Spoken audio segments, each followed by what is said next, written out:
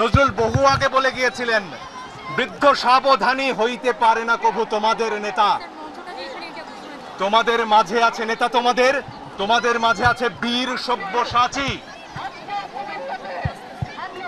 বন্ধুরা, এই মঞ্চ থেকেই আন্দোলনের পরবর্তী সব কর্মসূচি ঘোষণা করা হবে। এই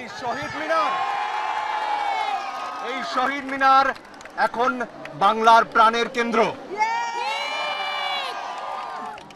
আমাদের নেতারা আলোচনা করছেন, আমাদের সমন্বয়করা আলোচনা করছেন, তারাই আমাদের নেতা, তারা সিদ্ধান্ত নেবেন। তারুণ্য সিদ্ধান্ত নেবে কেমন হবে আমাদের পরের বাংলাদেশ। তারুণ্য সিদ্ধান্ত নেবে এই স্বৈরাচারের পতনের পর, শেখ হাসিনার পতনের পর কেমন বাংলাদেশ আমরা গড়ব। তারুণ্য সিদ্ধান্ত নেবে পতনের প্রক্রিয়া কি হবে। পতন লেখা আছে। আজ সারা দেশে মানুষ পথে নেমেছে। গুলি চালিয়েছেন, আলো চালাবেন, চালান। লাখো আবু সাইদ বুক পেতে দাঁড়াবে, লাখো মুগ্ধ বুক পেতে দাঁড়াবে, লাখো ফারহান ফায়াজ বুক পেতে দাঁড়াবে। কজনকে মারবেন? কটা বুলেট আছে আপনার?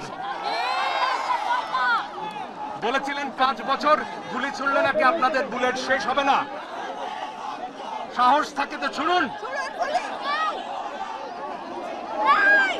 আমার দেশের যারা নিরাপত্তা রক্ষীরা রয়েছেন, পুলিশ ভাইরা, বিজিবির ভাইরা, সেনাবাহিনীর ভাইরা, আপনাদের সন্তানও এই গুলির মুখে পড়েছে। আপনাদের বেতন আমাদের টাকায় হয়, ভুলে যাবেন না।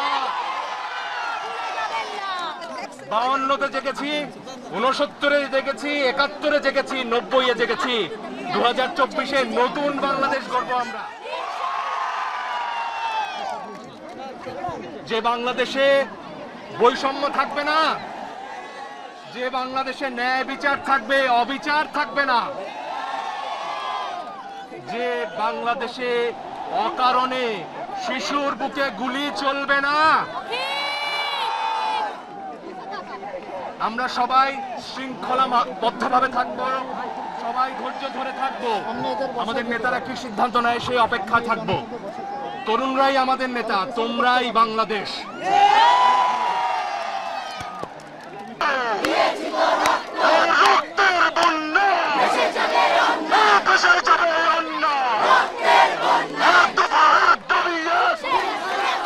শেখ হাসিনা